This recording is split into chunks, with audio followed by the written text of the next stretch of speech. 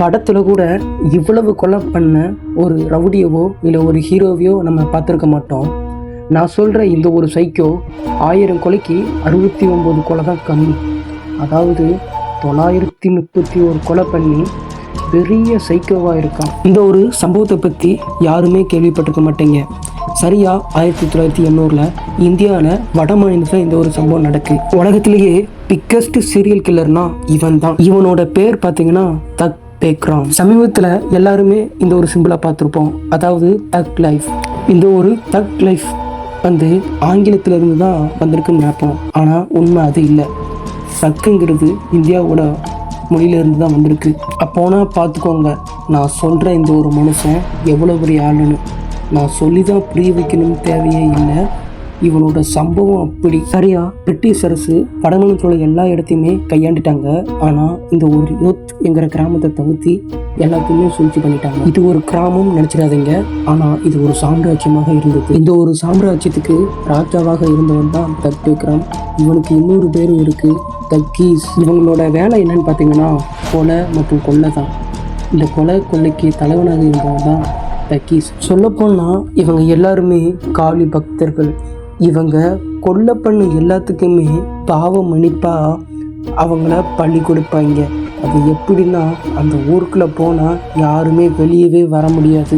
அந்த அளவுக்கு அவங்க எங்கே போனாங்க என்ன செஞ்சாங்கன்னு தெரியாத அளவுக்கு பழி கொடுத்து தீர்த்திடுவாங்க.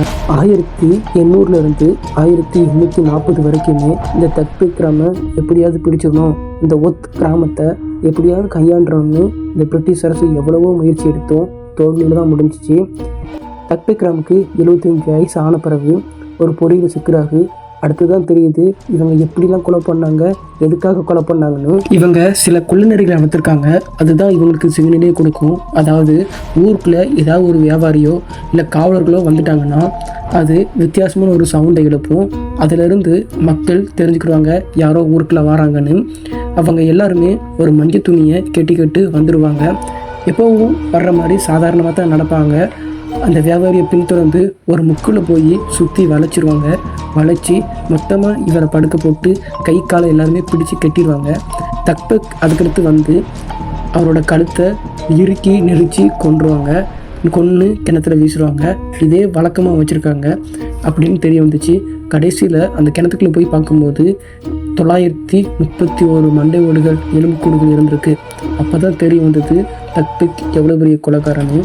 இவன் ஒரு சைக்கோன்னு இந்த உலகத்தையே அதிர வச்சிருக்கு.